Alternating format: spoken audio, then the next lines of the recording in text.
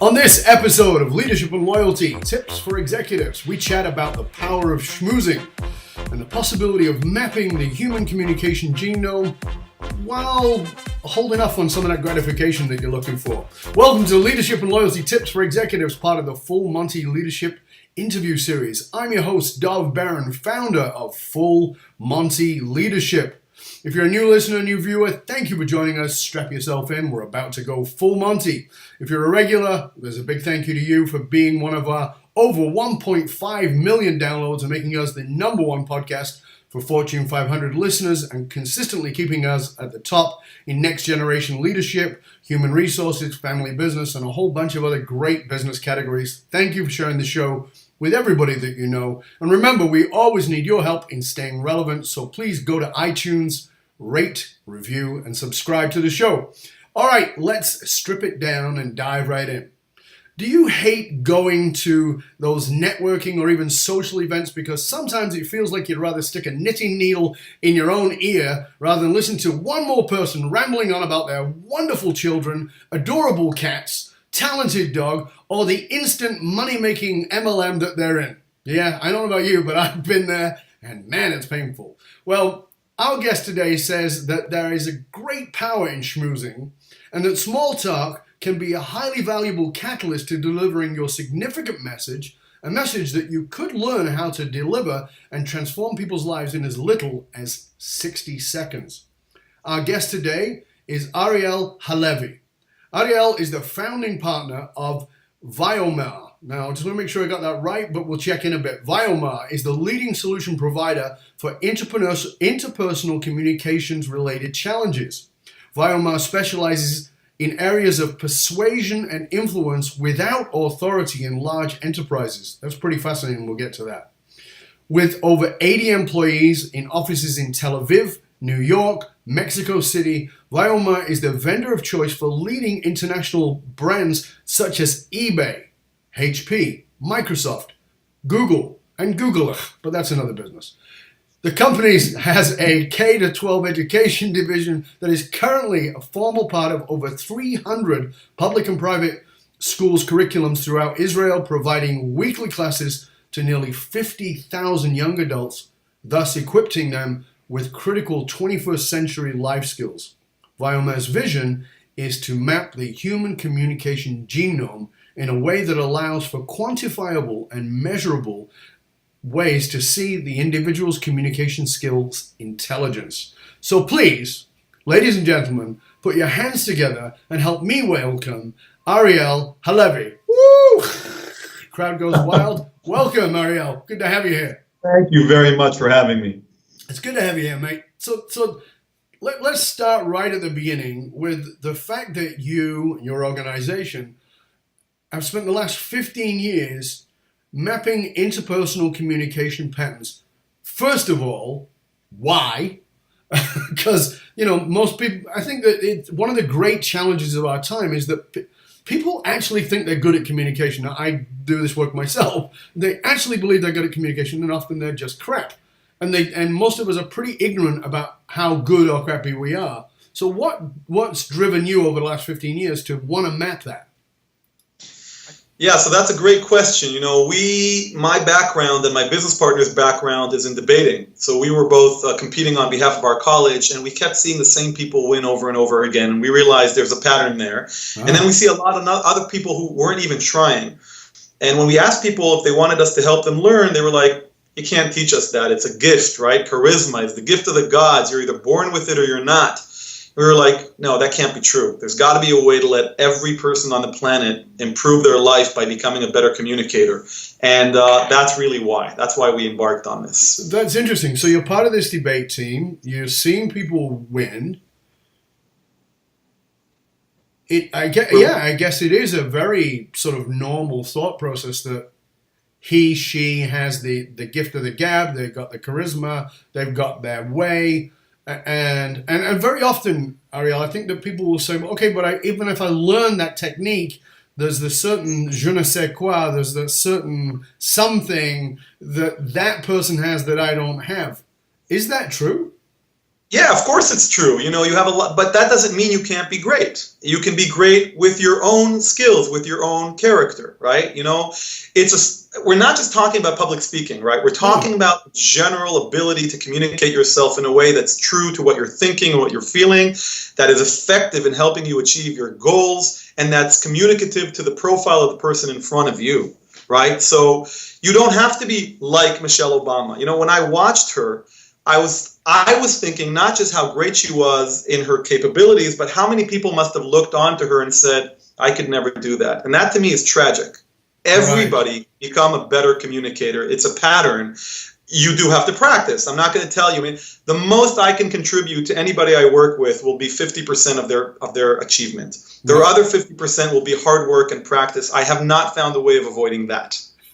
But if you could, you would be a very wealthy man. Right now. Yes, that's very true. Working on it. Exactly. So what do you think is aside from assuming that some people have the gift and other people don't, what is the number one mistake people make when it comes to communicating? What do you think they fall down? I would say that the number one mistake people make is that they don't think it's a skill that requires practice. It's a two-sided coin. The great thing about it being a skill is that you can learn it. Yeah. And the tragic thing about it being a skill is that no matter how great you are, you have to practice. Even the best speakers in history would practice. When I have to present, I practice, and I do it for hours. That is the single most important thing. After that, get yourself a good teacher who doesn't just have a good methodology, but who is willing to adapt that methodology to you and not the other way around. So it's not a one-slot thing that everybody should just do this. It's a meeting between a methodology and your skill sets and your characteristics and your comfort zone. Now, as you said, this is not just public speaking. This is everyday communication. In everyday communication, our viewers, our listeners, they said, well, how the hell do I practice an everyday conversation? I can't practice that because I don't know what's going to happen. You're right. I think the first thing you want to do is listen. You know, practice begins, a lot of it's around emotional intelligence. That's another big common mistake people make. They think that communication skills is how smart I am or how high my IQ is. That's not true. It's great to be smart. It's great to be knowledgeable. That'll definitely help. But emotional intelligence by far is the most important component of good communication. And you can break emotional intelligence into two basic components. One is awareness and the other one is control. So awareness is just, do I know to map the linkage between stimuli and response? Right. And then control is, do I know to adapt my behavior to create the right stimuli? So listen to others. Don't practice. Shut up for a while. Sit into a meeting and stop thinking what you want to say and put aside what you're trying to achieve, and that will create massive clarity for you. You'll start noticing how other people behave.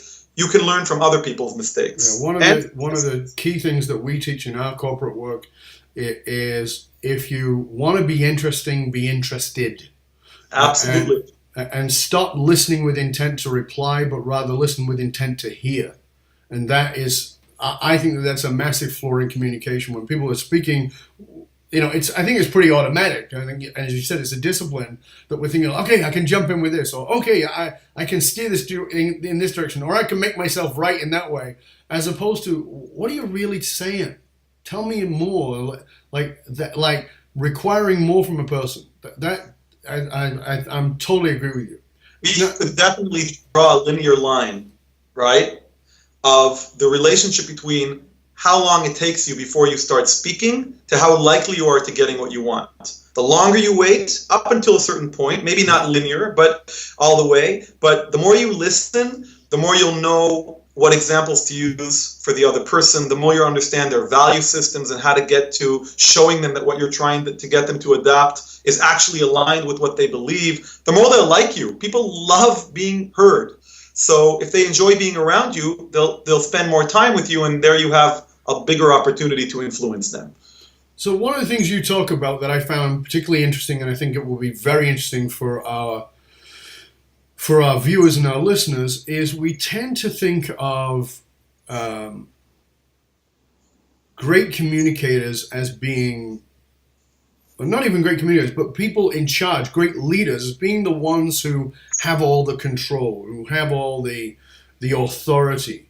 And you're a lot about persuasion and influence without authority. Tell us more about that. So the first thing I would do is I would create a very clear distinction between control and authority. Right. Okay, if you have control, you're enjoying authority, but if you have authority, you don't necessarily have control. And I'm sure that a lot of the Fortune 500 listeners that are used to hearing you and listening to you, they may have senior ranking in their company, but they probably have learned that it's not that authority that's going to get them to have the employees do what they want or apply certain policies or have the client buy the product. So authority, control, not the same. Definitely studying the art of persuasion and studying that, when we created these methodologies and we've created volumes of them in different mission critical scenarios, it is about control, but it's a counterintuitive approach to control. People don't associate listening with control. They associate proactively speaking with control. That's a very limited view of control. So can you give us a little skill or a technique or something that somebody can sort of grab onto? Let's take it out of the theoretical for a minute and just have it become a little more practical.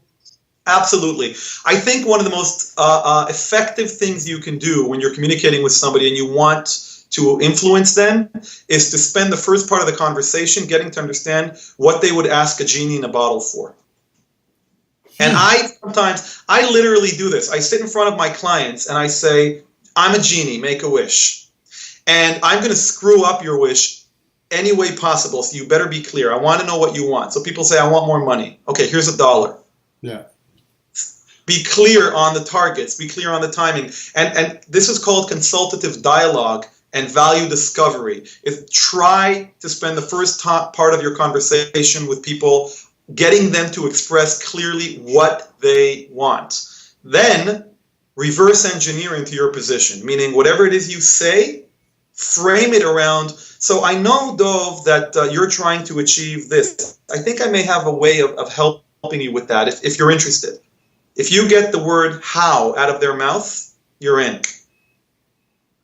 And so instead of just coming with the right answer and saying, hey, I know what you need, let me talk, tell me what you need. Right. And if it takes 2-3 meetings over a month, it's worth it, because if you don't do it, you'll spend a year trying to do what would otherwise take you 8 weeks. I got a great example of this. There was a lady who probably about 5-6 years ago contacted me, and she said she wanted to be a speaker. She knows I've been a speaker for a long time now, more than 30 years. And she said, would I be willing to give her a little bit of time and help her? And I said, sure, I will. You can go to my calendar. I'll give you 20 minutes. You can come to me. So she comes to the meeting and she says, oh, I'm really excited to talk to you. That's nice. Thank you. Very complimentary. She says, yeah, I want to be a professional speaker. Can you help me? And I said, sure. She says, what advice would you give me? I said, take a shower. And she goes, so she starts laughing. She goes, oh, okay, yeah, but what else? And I said, wear deodorant. And so she's not laughing as much. And she goes, why won't you tell me? I said, because you haven't asked. I said, here's the thing that I know about people like me who are busy and successful. Most of the people I know who are busy and successful like me are actually very generous people. We're actually willing to help other people. But we're not willing to have our time wasted because we value our time. So if you show up and you want something, be very specific about what you want. That lady, although she was a little pissed at first, wrote to me probably about 3 weeks later, and she says, you've transformed my life. I have learned that I cannot show up with anything vague. I have to be specific. And I think that that's one of the greatest, simplest communication skills there is. Exactly what you're talking about is get rid of your vagueness. And because people say, I want to be happy. Okay, I'll tickle you. I want more money. Here's a quarter. I want, what do you actually want? And I think it's an enormous challenge for people, and I'm sure you deal with this too. Sure. For people to actually say, this is what I want. How do you get them to that, Ariel? How do you get them to hone in and say, this is actually what I want? Because I think there's a lot of fear in people that actually saying, I want this. Absolutely. I think there's a fear, and I also think people don't necessarily fully know what they want because they haven't asked themselves. It's like the example I give is, you're hiking or you're doing a Jeep trek in the desert, and you happen to see a person crawling on the ground, burned, dry, dehydrated, and you turn to them and you say, "What do you want?" And they look at you with despair and with their water. So you give them water, and they die an hour later. So even if they're asking for water, you have to be very curious about the other person. Whatever it is they answer you, ask a follow-up question. And if you had water, what would that help you accomplish? Now, what I love about the example you gave, Dov, is that it incorporates another really important tool, which is give before you take. And here you are. She's trying to aspire to become something that you're already doing phenomenally well, right? So why would you meet with her? Mm-hmm. What does she have anything to give you, Dov? And you still met with her. Yes. So, and she'll remember you probably for the rest of her life. Mm-hmm. And next time, if you ever needed something from her, and it's not a quid pro quo, it doesn't have to be one-to-one, it's a habit. If you get into the habit of putting yourself, it's as if you're putting yourself second, but it's not really, it's not a win-lose. She can be first, and you can be first. Yeah. You gave her. So I think the idea of wanting to give before you take, and then knowing what to give by asking people what they want and forcing them to be very specific about the actual outcome are two extremely powerful ways of ultimately emerging as an influencer. They don't benefit from instant gratification. It's not one of those quick tricks, Jedi mind tricks to persuade people. It takes a little longer, but the influence is lasting. So let's talk about that, because you just brought up something that's important, which is delayed gratification. You and I have talked about this off air. It's one of the things that I taught for years, which is short-term gain is long-term pain. Yep. Short-term pain is long-term gain. Delayed gratification, the 1960s marshmallow test that was done, I think, through Stanford University, where the kids were given a marshmallow and then said, you can have 2 if you wait. I think it was 10 or maybe it was 20 minutes. And these kids, then they met these kids and tracked them to see the ones who said, "Oh, screw it," and stuffed the marshmallow in, how they did in life versus the ones who delayed. Do you think it's possible for somebody to get to be, sort of top of the game, successful, if they don't learn delayed gratification? Personally, I don't think so. I think there are exceptions to every rule. I don't know how much... I don't know if Steve Jobs was a great delayed gratification person. I don't know if, I'm not, some people are just so exceptionally gifted and brilliant and are at the right time, at the right place, and are surrounded by people who are willing to accept them the way they are. So you can be brutal to somebody and they'll still be loyal to you. But I wouldn't make it a practice. I think in general, I couldn't. I can tell you, I was a kid with terrible delayed gratification. Still today, I feel that I have to fight my real nature. But I know that it's a muscle, and I work on it every day. And I really think that it boils down to the more you can delay gratification, the more likely you are. So here's the thing. Everybody wants instant gratification. That includes the person in front of you, right? So you can compete with them, which makes you adversaries, and then I'll speak over you and you speak over me and I'll cut you off because it's urgent to me. Or I will use this engagement as an opportunity to let you eat the marshmallow. Right. If I'm handing out marshmallows, people like me. And if they like me, they want to be around me. The idea of, it's not the argument, it's not the specific topic, it's how people relate to you. If they like being around you, it's not just that you're going to influence this conversation, you're going to influence the next 40 conversations over the next 5 years. Right. And that's the idea. So delayed gratification, critical. It's a core tenet. In fact, that's my next entire book is going to be just about that, about the idea of how to delay gratification, how to avoid specific gratification traps so that you can actually leave a positive impact on somebody. When is your book coming out? Do you have any sense of that? Is it any sort of timeline for our viewers and listeners to watch out for it? I would look out for the book anytime in the next 4 to 6 weeks. It will be out on Amazon. It's titled "You're Not Moving Slow Enough." And that's really the essence. We're in a world that constantly is, everything needs to be faster service, faster connection, bigger food, bigger televisions. But when it comes to interpersonal dynamics, faster is not better. You want to move slow. You want to delay your gratification. Let the other person really enjoy that marshmallow. And what you get is the opportunity to truly impact that person. And I've said for years that as we're progressing, we've got more and more and more communication devices, and we're less and less and less connected to each other.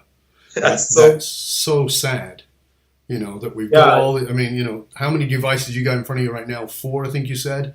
I've got 2 in front of me right now in this moment. We've got all these devices, and yet we so rarely sit and take the time. I don't do phone calls anymore. I don't do any phone calls. I do everything over Skype. And people say, well, I don't like Skype. And I go, well, then we're not going to meet. Because I want eyeball to eyeball.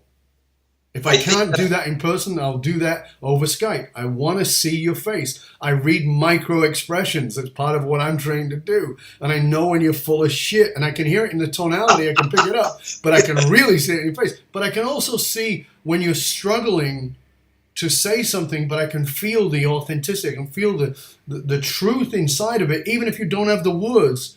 And I need that to see what I say, your heart and your soul. It's important. And I think that we've got to slow down to take it in. I'm a passionate guy. I'm a visual speaker. I speak fast. But at the same time, when I want to listen, and I think that's, particularly for those of us who are visual, is like train yourself to shut the frick up and listen. I think you're right. And I think that the sadness is that the way the world is evolving is that it's actually educating us away from delayed gratification, right? Absolutely. We are one click away. I read an article somewhere that it's the first time in history that the attention span of a human being is shorter than a goldfish. You got it. They say that a fish has an 8-second attention span or memory. We have 7 seconds. Yeah, so you're on the money. I agree with you 100%. Yeah, it's a very sad state of affairs. That being said, we are business people. We're speaking to business people, whether they are CEOs, Fortune 500 executives, or whether they're entrepreneurs or small business people. We're in the world of business. And in the world of business, you need to communicate about what it is you do. And oftentimes you don't get that extended period of time to say what it is you do and let people know. And that long conversation, which is wonderful to do, but if it takes that long to get it across to somebody, as you said, they've already swum across the goldfish pool and they've forgotten about you. One of the things that you do is you talk about building a winning pitch in a 60-second pitch for what it is you do. Tell us a little bit about how to do that. Right. So, another big mistake, another false paradigm is that there is a direct link between how complex and innovative what you do is and how much time you need to explain it. So you see all these engineers and architects and sophisticated salespeople who are selling $50 million suites say, I need 4 hours to present, and they dare come in with 400 slides in their deck, and incorrect and not effective. I need to delay gratification, but I should never demand or expect the person I'm communicating with to do the same. In fact, I don't want them to delay gratification. They should eat the marshmallow. So basically, that's really important. Don't rush over that. Let's go back. Let's say that again, because that was really important. So you expect yourself to delay the gratification, but you never expect the person that you're pitching or you're speaking to delay theirs. And you said, you want them to eat the marshmallow. Absolutely. It's a trade-off. Look, every conversation you have with somebody where you're trying to convince them, think like you have, like in the Matrix, you have the red pill and the blue pill, right? The red pill is instant gratification. What does that look like? That looks like you speaking more than them, you enjoying everybody nodding their head at how smart you are. You love hearing yourself speak, right? You get them, if it's a debate, they're stuck and they don't know what to say and you won. But then they never want to talk to you again. And guess what? 5 minutes after the conversation, they'll revert back to how they felt because the human psychology is so powerful. People revert immediately back to their opinion. The blue pill is lasting impact. You can't have both. You can choose instant gratification or lasting impact. If you want to have lasting impact, you have to get the other person to eat the red pill. Mm-hmm. Let them enjoy instant gratification. You will enjoy lasting impact because they'll come back to you for more marshmallows. They love it, right? Now, I won't pretend that I do this all the time. In fact, it gets tiring to delay gratification. So I actually have areas in my life where I turn myself off and I say, screw it. Today, I'm just going to have fun. So if I'm with a group of friends and we're talking about the elections, I'm not trying to change anybody's mind. I'm just enjoying myself being smart. But if it's work, if I'm with a client or if I'm with one of my employees, and it's very, very important that they want to agree with me, not that they have to agree with me, absolutely, I delay my own gratification. I don't expect them to do it. In fact, I will encourage them to enjoy instant gratification. And that pleasure that they will get from interacting with me will make me a desired influence in their life. I'll be closer to their comfort zone. And that's really what's most important, because I'm not just thinking about one policy or one product. I have 10 conversations I want to have over the next year. I want to convince them on all of them, not just one. Right. So you were saying that the people have this correlation between time and complexity.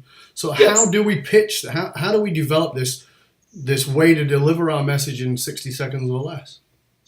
We find methodologies that were designed specifically for that. We built a 60-second pitch methodology for the largest startup accelerator in the world called Mass Challenge, based in Boston. They take in, unlike the regular startup accelerators that take in 5 to 10 companies twice a year, they take 128 companies once a year. Wow. And they expand it globally. But because there are so many companies, they can't. How do they present all of them?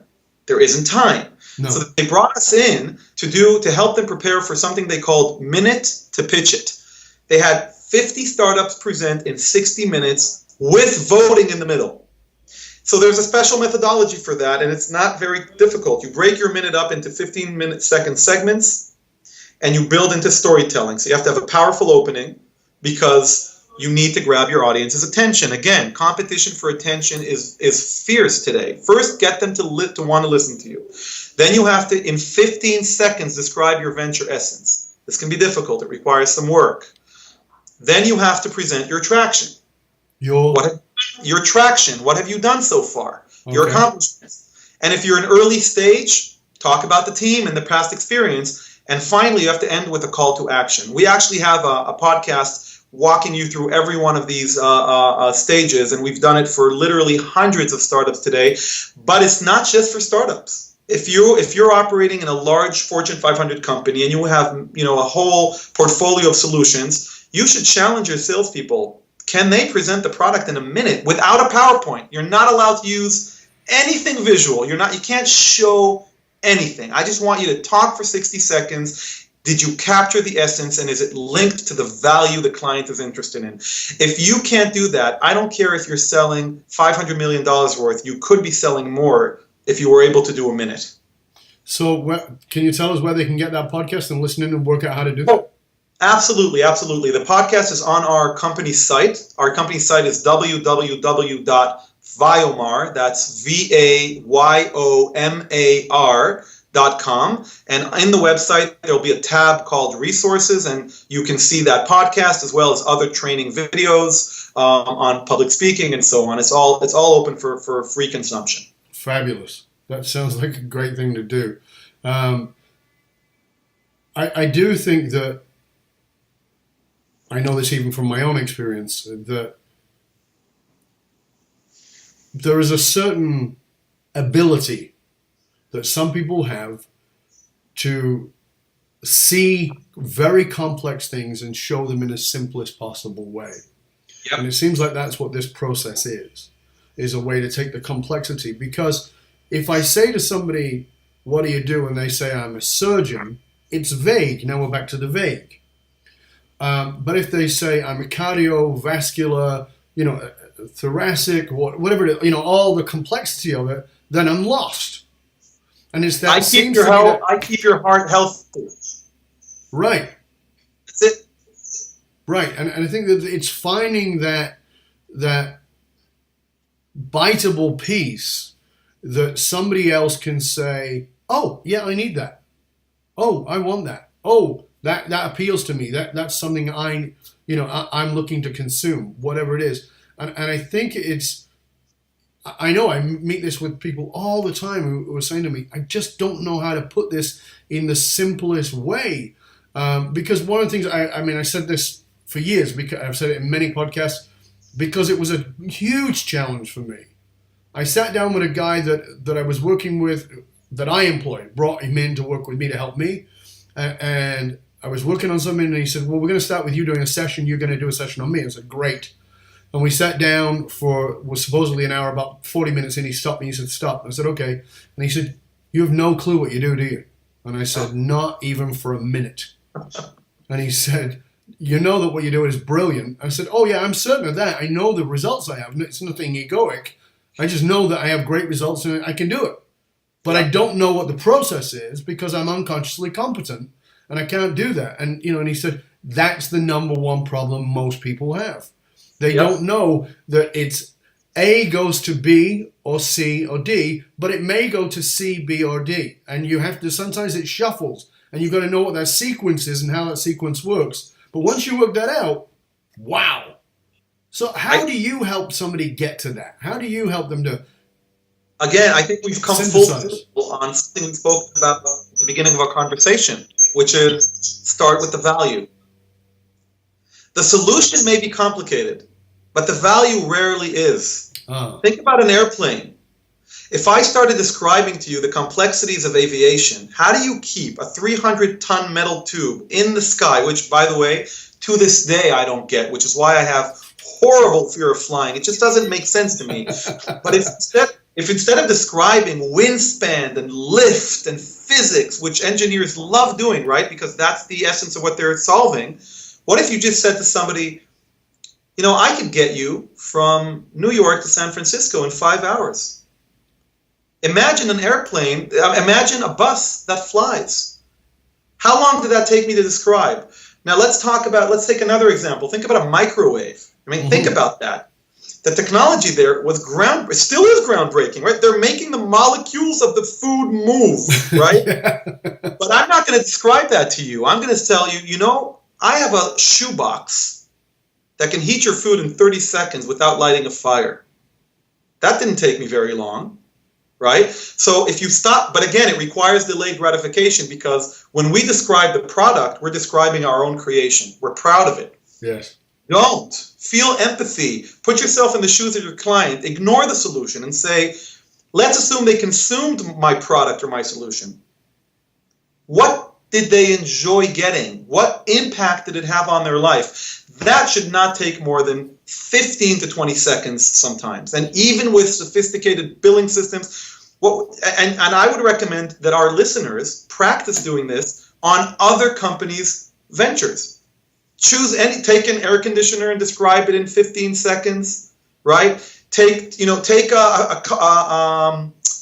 chair that gives you a massage and describe that. Take any invention you want. Take a smartphone and try to describe it. Then, after you've done that for 2 or 3 times, quickly ask yourself, now what's my venture essence? Right. The brain gets into the habit of thinking in a certain way, and it's easier to do it with other products because you're not emotionally bound to them. And you also have a better intuitive understanding because they've been part of your life for so long. Fantastic. This is great stuff. I know it's been enormous value to the people who've been watching and listening. Please tell our viewers, our listeners, where they can find out more about you, about your upcoming book, tap into the resources that you have. Thank you very much for that. Absolutely. So I think if you run a search, first of all, our website, VAYOMAR.com, again, that's www.vayomar.com, has really a lot of resources that are just open for free consumption. We like when people learn about our methodologies. You can look me up personally on YouTube. I have dozens of videos. Some are 2-minute videos and some are 1-hour sessions. Again, open for free consumption, and it really takes you through a full range. And finally, on my LinkedIn profile, you'll find different articles, again, under my name. So there's a lot out there that you can consume. The book, I hope, again, hopefully, fingers crossed, 4 to 6 weeks, it should be available. You're not moving slow enough on Amazon. Fantastic. Hope you'll stay with us. I'm just going to sign off and I'll come back. Thank you so much. We want to thank Ariel for being on today. This was a great show, and I think there's some very valuable little gems in here. And again, I say to you every single time, please don't listen to this podcast. Pay attention to it. It's different than listening. Pay attention. Take notes. Listen again. see what you can do, and more than anything, put it in action, because it doesn't matter anything if you don't do something with it. And if you are truly serious about embracing the kind of positive disruption that builds a culture that develops the next generation of leaders, not only into who they need to be, but who they want to be, while becoming evangelical about your organization, creating 10x engagement and productivity, reach out to me through fullmontyleadership.com. And remember, you get the gift from me right now. We're in prototype, so you get it free. It's $197, but you get it free, and it's called matrix.fullmontyleadership.com. Matrix like the movie, .fullmontyleadership.com. And there you can assess where you're at in the 5 categories of authentic leadership, absolutely free. Go take a look. Thank you for joining us here on Leadership and Loyalty Tips for Executives, part of the Full Monty Leadership Interview Series. Again, I'm your host, Dov Baron. Thank you for sharing the show with everybody you know. And remember to get over iTunes, rate, review, and subscribe to the show. Until next time, stay curious, my friends. Stay curious about how you can slow down, delay gratification, and become a far better communicator. Till next time, Dov Baron, out.